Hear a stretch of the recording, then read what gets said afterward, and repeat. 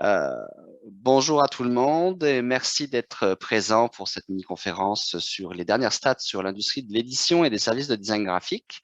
On a associé les deux sciences services qui travaillent souvent et collaborent ensemble régulièrement aussi.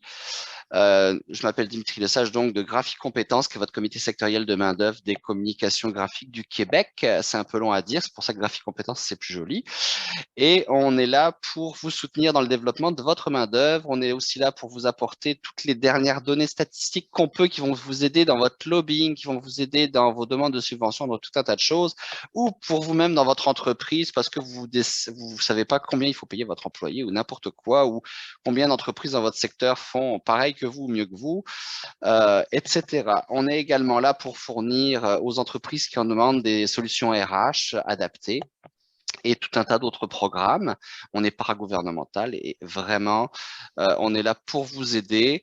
Euh, Dans le cadre de tout ce que je viens de dire, en ce moment, il y a un diagnostic sectoriel. Vous avez certainement été nombreux à recevoir des courriels de rappel disant qu'il y a l'enquête employeur, l'enquête employé, etc., qu'il y a une enquête salariale également. On sait que ça fait beaucoup de courriels et on s'excuse, mais à la fin, c'est vraiment pour vous soutenir. Et puis, on a quand même déjà quelques données à vous fournir. Et pour ça, je cède la parole à Mathieu Parent de MCE Conseil, qui est notre fournisseur sur ces projets de connaissance du secteur. Merci à vous d'ailleurs. Et Mathieu, à toi. Merci Dimitri. Bonjour tout le monde. Merci d'être présent. MCE Conseil est une firme spécialisée en études économiques, études financières et gestion des ressources humaines. Donc, on supporte, si vous voulez, le CSMO, le Comité sectoriel de la main-d'œuvre des communications graphiques du Québec, à établir un diagnostic sectoriel et également à effectuer une enquête salariale qui ces deux bases de faits ou ces deux études-là vont mener à une planification stratégique dans les prochains mois. Donc, nous allons parler de l'industrie de l'édition et des services de design graphique. Nous avons effectué une collection des données disponibles par les grandes institutions de statistiques telles que Statistique Canada et Institut de la statistique du Québec.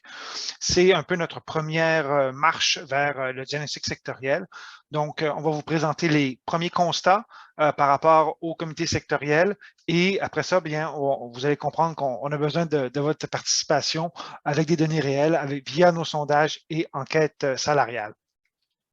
Donc, grosso modo, au niveau du comité sectoriel, donc c'est 7 sous-secteurs, les grands constats sont les suivants. Ils sont écrits, on va aller plus en détail par la suite par rapport à votre secteur. Donc, la pandémie, bon, a accéléré le chute du nombre d'entreprises. Ce n'est pas une vérité, mais on s'attendait tous à ce que la reprise de 2021 remette les niveaux à 2019 en termes du nombre d'entreprises actives. Pour le comité sectoriel, pour l'ensemble des industries du comité sectoriel, ces niveaux-là n'ont pas nécessairement été atteints. Qu'est-ce qui Parenthèse arrive? d'ailleurs, parce que nos amis éditeurs et les designers graphiques parfois nous connaissent un peu moins que d'autres secteurs. Le comité sectoriel, c'est 7 sous-secteurs et de fabrication et de production et de services également. Donc, les éditeurs, les designers graphiques, vous faites partie d'un lot. C'est pour ça que là, les chiffres sont généraux. Il y a aussi les imprimeurs qui sont certains de vos fournisseurs. Il y a aussi les fabricants d'emballage. Il y a aussi les centres de services aux entreprises. Il y a aussi les enseignistes. Il y a aussi l'industrie du grand format de la publicité par affichage. Donc, vous allez voir ces chiffres-là à côté. Et vous êtes autant important pour nous que tous les autres secteurs. C'est juste pour ce qu'on veut vous donner un contexte global aussi. Merci. Donc, qu'est-ce qui est intéressant par rapport à ce niveau de nombre d'entreprises actives qui baisse? Il semble avoir une dynamique de consolidation au sein du comité sectoriel, l'ensemble des industries du comité sectoriel. Et cette consolidation concerne surtout les entreprises de 1 à 4 employés, dont le nombre diminue, qui fait augmenter les entreprises de 5 à 9. Et il y a une croissance également au niveau des entreprises, je dirais, moyennes, entre 100 et 199 employés. Donc, le nombre d'entreprises baisse et certaines sous-catégories, donc taille d'entreprise, sont en croissance. C'est un peu la dynamique qu'on peut voir. On regarde aussi après ça au niveau des... on a vu le nombre d'entreprises, on a vu le nombre d'employés. On va voir également les PIB, donc c'est-à-dire le revenu par entreprise ou l'équivalent du produit intérieur brut, donc la production générée par chaque entreprise. Pour la fabrication, c'est à la baisse. Pour les services, c'est à la hausse. On va voir dans quel secteur votre industrie se situe. Mais ce n'est pas le seul indice qui est important. Il faut regarder également la production intérieure brute, le PIB, au niveau de chaque employé. C'est qu'est-ce qui donne un indice au niveau de la productivité et au niveau de la vitalité de l'entreprise, de l'industrie, qui peut peut-être se calquer sur votre entreprise. Et après ça, on va regarder certaines données au niveau de la rémunération, voir comment vous vous situez par rapport au Québec. Donc, pour arriver dans le vif du sujet, je voulais vous dire que ça, c'est les grands constats. Qu'est-ce qui se passe au niveau de l'édition et au niveau des services de design? Donc, au niveau du nombre d'entreprises, on a pu voir que 2020 était la pandémie, tout le monde en est conscient. On s'attendait tous à ce qu'il y ait une certaine reprise en 2021, donc on revienne au niveau soit de 2020 ou soit même à 2019. Là, je vous présente la ligne, la colonne bleue et 2016, la colonne légèrement rouge ombragée est 2020 et la rouge foncée est 2021. Dans le cas des éditeurs de l'industrie de l'édition, on a pu voir que la chute du nombre d'entreprises, c'est maintenu, mais c'est relativement stabilisé. L'industrie est dans une grande transition, donc il n'y a pas vraiment de surprise par rapport à ça. Quant au niveau des services graphiques, de design graphique, pardon, on a pu voir que le nombre d'entreprises a chuté en 2020 par rapport à 2016, mais s'est rétabli grandement en 2021. En termes de nombre d'entreprises, d'employeurs, votre secteur représente à peu près un tiers de l'ensemble du comité sectoriel de la main-d'œuvre. Donc, vous avez un point assez important. Au niveau des emplois, que s'est-il passé dans les dernières années? Donc là, on regarde un horizon plus d'une dizaine d'années. La colonne bleu correspond à 2011, la colonne jaune à 2021, 2022 n'est pas terminé, donc on ne peut pas voir. Donc, que s'est-il passé? Bon, sans surprise, au niveau de l'édition, on sait que l'entreprise, pas l'entreprise, mais l'industrie est en grande transition. Il y a eu une chute de moins 60%. Et malgré 2021, on s'attendait à une reprise de l'ensemble de l'économie. Pour l'édition, la baisse s'est freinée, mais on a continué à avoir une baisse en termes d'emploi. Et au niveau du service de design aussi, on peut voir qu'il y a une baisse de l'ordre de 17% du nombre d'emplois depuis 2011. Donc, sur une période de 10 ans, on perd grosso modo 2% des employés, du nombre d'employés actifs dans cette industrie-là. Pour Donc, nos amis qui sont, excuse-moi, oui, des agences de communication qui sont quand même des proches cousins des services de design graphique, vous pouvez également regarder le 5418 qui est juste à droite, qui inclut entre autres choses des agences de communication et là vous voyez une petite progression pour faire bonne mesure. c'est Merci. ça. Alors, peut-être qu'il y a eu une intégration de services de design au sein de ces entreprises-là. Bon, par le truchement des statistiques, ça donne une croissance en termes d'employés, peut-être au détriment de studios indépendants de graphisme. Mais si on regarde plus précisément ces deux classifications-là, on peut voir que vous représentez à peu près 25% des employés du CSMO. Donc, vous avez un point important. Donc, c'est important que vous participiez à l'ensemble des enquêtes en cours. On parlait de la dynamique de consolidation. Donc, ça, c'est général à l'ensemble des industries représentées par le comité sectoriel de la main-d'œuvre. Donc, qu'est-ce qu'on peut voir? C'est que les poids, en 2021, le poids des catégories 5 à 9 et 10 à 19 qui sont en vert ont augmenté par rapport à 2016. Et de 100 à 199 employés, le nombre d'entreprises a également grandi. Donc, on peut voir qu'il y a une consolidation au niveau des moyennes entreprises et que les plus petites entreprises soit se fusionnent, soit se font acheter ou ont des partenariats pour devenir plus importants. Si on regarde plus précisément de la période 2011 à 2021, le nombre d'emplois par rapport à vos secteurs, donc on peut voir au niveau de l'édition, bon, il n'y a pas de surprise, on parle d'un taux de perte d'emploi autour de 5 à 6% par année. Ça s'est maintenu. Et au niveau du service de design, ben écoutez, c'est légèrement négatif, mais il y a une certaine stabilité. Donc, peut-être que c'est un effet d'une dynamique de consolidation pour votre industrie. On peut voir la comparaison avec l'ensemble du secteur des communications graphiques qui ont connu quand même des baisses d'emploi de l'ordre de 3% et l'ensemble des industries du Québec durant la reprise post-pandémique, on n'a pas encore repris le taux, le niveau d'emploi de 2019 par rapport à 2020. Donc, on a parlé du nombre d'entreprises qui est à la baisse pour l'édition, qui est relativement stable pour les services de design. On a vu le nombre d'emplois qui est à la baisse toutefois pour les deux industries, pardon. Que se passe au niveau de la production ou qui pourrait se traduire un peu comme des revenus pour l'industrie? Donc, sans surprise, au niveau de l'édition, on sait que c'est en transition. Donc, de la période de 2011 à 2019, 2019 est la colonne rouge, 2011 est la colonne bleue. Il y a eu une chute de la production de l'ordre de 46% pour l'industrie de l'édition. Au niveau des services graphiques, il y a eu une croissance de 6% pour cette période, la même période. Qu'est-ce qui s'est passé pendant la pandémie? Ben, on a vu qu'au niveau des éditeurs de journaux, périodiques, livres et de répertoire, ben, il y a eu, la chute s'est poursuivie avec une chute, une variation en un an de moins 20% ou 19,2 si vous voulez plus précisément, du nombre du niveau de PIB, pardon.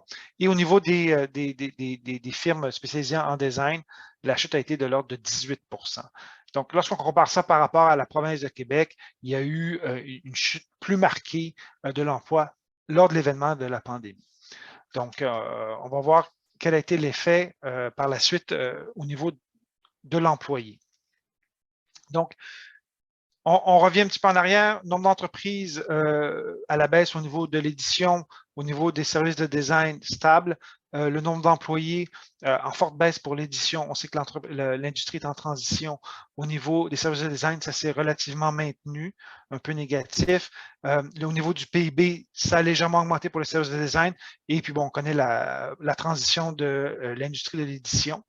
Qu'est-ce qui est important de voir ça, c'est de prendre le niveau de production, donc le niveau de PIB, et le regarder par rapport au niveau d'employé. Donc, on va voir si chaque employé est produit toujours au même niveau qu'avant. Et habituellement, il doit y avoir une certaine croissance due aux meilleures sources de formation, les outils ou les équipements qui sont plus perfectionnés, etc. Donc, qu'est-ce qui est intéressant au niveau du secteur de l'édition?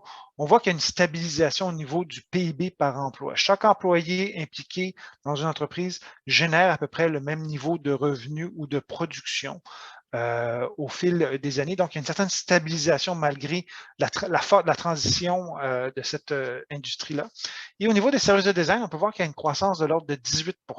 Il faut comparer ça. C'est une période de 2017 à 2020. Si on compare ça par rapport à la province de Québec, la province de Québec a connu une hausse du PIB par emploi de l'ordre de 8%, et l'ensemble du secteur couvert par le Comité sectoriel de la main-d'œuvre, c'était une hausse de l'ordre de 10%. Donc, qu'en est-il de la rémunération? C'est important de le comparer par rapport au PIB par emploi. On va le voir dans la prochaine diapo. La rémunération au niveau des éditeurs a continué à augmenter de 2017 à 2020 de l'ordre de 2% par année, grosso modo 14% sur cette période-là. Puis au niveau des services de design, cette augmentation au niveau de la rémunération n'a été que de 11%. Il faut se comparer par rapport à l'ensemble de la province de Québec, qui est l'ensemble des industries, et les niveaux de rémunération ont augmenté en 4 ans de l'ordre de 20%. Donc, vos deux industries sont légèrement en deçà en termes de la croissance de la rémunération. Ça nous mène à l'impact entre qu'est-ce que chaque employé génère comme revenu ou comme production versus sa rémunération. Habituellement, il y a un écart qui est une marge importante puisque c'est qu'est-ce qui nous permet d'avoir un indice au niveau de la productivité de chaque employé. On peut regarder ici au niveau des éditeurs, on peut voir que si on enlève la production moins les niveaux de rémunération, on a un indice de productivité qui est à peu près qui est passé de 15 000 à quelque chose de négatif. On sait que l'industrie est en transition. En ce moment, on veut maintenir la génération de contenu en français dans une Amérique qui est très anglophone et hispanophone. Donc, il y a un niveau de subvention, etc., pour maintenir ce niveau-là. Mais au niveau de l'édition, il y a une forte transition. On voit qu'est-ce que ça donne au niveau des emplois et de la productivité par emploi. Tandis qu'au niveau des services spécialisés en design, on peut voir que le niveau de marge ou de productivité par employé est autour de 40 entre 45 à 46 000 $ par employé sur une période de 3 ans. Et lorsqu'on compare ça à la province de Québec, donc l'ensemble des emplois, l'ensemble des emplois, on prend le PIB du Québec, on le divise par le nombre d'employés et on regarde par rapport à la rémunération moyenne. Donc, ce sont des chiffres qui sont moyens. C'est rarement, on arrive sur des chiffres très précis, mais ça donne une idée de où est-ce que ça s'en va. Mais au niveau du Québec, la visualisation de la valeur ajoutée par emploi a une tendance à la baisse et est partie de 44 000 vers 36 000. Qu'est-ce qui est intéressant, c'est qu'au niveau des services de design, cet indice de productivité-là est à la hausse. Mais qu'est-ce qui se passe spécifiquement? Pourquoi il y a, bon, on sait pourquoi il y a une transition pour l'édition, mais au niveau des services de design, est-ce qu'on va être capable de maintenir ces niveaux-là? Ben, c'est là où est-ce qu'on a besoin un peu de votre apport, parce qu'on parle de données théoriques, et là, on a besoin d'avoir des données beaucoup plus pratiques, beaucoup plus proches du terrain. Et c'est là où est-ce que les sondages employeurs et en même temps, il y a un sondage employé qui est distribué. Et l'enquête salariale va nous permettre d'avoir des données beaucoup plus précises et être capable de générer ce type d'indice-là, mais de façon beaucoup plus précise pour vous. Et en même temps, lorsque vous remplissez l'enquête salariale, ben, ceci donne accès à un outil qui vous permet de faire une analyse de vos coûts de production par rapport à votre industrie très spécifiquement. Donc, vous pouvez prendre les données de vos états financiers et les comparer à vos pairs de l'industrie. Donc, je vais passer un peu, je pense que Dimitri voulait dire un mot. Alors, En fait, tu as très bien résumé, mais ce que je veux repréciser encore une fois, c'est que le comité sectoriel Graphique Compétences est vraiment là pour vous rendre service, pour vous soutenir. C'est sûr que pour ce faire, on a besoin de données pour vous les fournir en direct quand vous faites du lobbying. Et puis, en l'occurrence, on l'a bien vu, par exemple, les éditeurs ont besoin de faire de lobbying, ont besoin de faire des demandes de subvention. Donc, tout ça, ça se chiffre pour venir justifier. Donc, ce qu'on est en train de faire, le diagnostic sectoriel, l'enquête salariale, tout ça, c'est vraiment de l'eau à votre moulin pour aider ça, pour savoir aussi quels sont les bons investissements à faire, etc. Puisqu'une analyse des coûts de production va être un document additionnel à l'enquête salariale qui va voir le jour. Euh, tous ces outils-là vont permettre d'avoir une offre de formation adéquate, vont permettre d'avoir des outils, des services, mes collègues qui vont venir vous voir pour vous soutenir dans votre besoin spécifique. Vous l'avez vu, là, on a parlé des éditeurs 5111, c'était le code général. Maintenant, il faut aller là-dedans. Il y a aussi les éditeurs de livres qui étaient ciblés. Donc, les magazines, c'est quoi? Les journaux spécifiquement, ils ont besoin de quoi? Les autres éditeurs, cartes de vœux, cartes routières, etc., ils ont besoin de quoi, etc. Et puis design graphique, c'est bien grand. Puis il y a les agences de communication aussi, tout ça. Donc, si on va avoir des chiffres précis qui vont pouvoir vous aider, ben, on a besoin de vous parce que Statistique Canada ne rentre pas dans ce niveau de détail-là. Lui, ça suffit à ses fins statistiques de rester là. Donc, le sondage employeur, c'est plus les données de l'entreprise. Donc, on a besoin d'une personne RH, direction, etc., qui les recueille et qui nous les offre. Bien sûr, ça reste confidentiel. Le sondage employé offre d'autres natures. On parle souvent de la marque employeur. Vous savez, cette donnée qui permet de savoir si c'est cool de travailler dans telle place ou pas. Donc, ça permet aussi d'avoir ce genre d'informations, le sondage employé. L'enquête salariale, ça vous permet, puis on l'a vu, il y a des décalages de progression de salaire entre ces secteurs-là et puis les autres secteurs. Donc, voir comment est-ce que vous pouvez être compétitif. On s'entend que quand on dit enquête salariale, mais en fait, c'est enquête sur la rémunération parce qu'il y a aussi des avantages en nature qui peuvent venir. Ouais, votre salaire en chiffres, il est plus faible, mais il y a ça qui fait que c'est cool de travailler dans le secteur. Mais c'est quoi qui est cool, justement, pour garder vos employés en cette période qui est un peu difficile? Donc, tout ça, pour vous aider, on a besoin de vous d'abord. Désolé. Et on voudrait que vraiment vous solliciter pour répondre à ces sondages. Et je conclus parce que j'ai pris trop de temps. Si vous avez, vous, les moindres questions sur ce qui vient d'être présenté ou d'autres questions en lien avec nos activités ou avec des données statistiques sur votre secteur, que ce soit par courriel ou que ce soit par le chat Messenger sur Facebook ou sur LinkedIn, ça va nous faire plaisir d'y répondre avec les données qu'on a déjà, que ce soit des données un peu plus anciennes mais encore valables ou les données qui viennent vous présenter de façon plus raccourcie ou autre. Mais c'est sûr que pour avoir les données plus récentes, on va avoir besoin d'aller taper un peu plus dans le détail grâce à vous. Merci beaucoup. merci.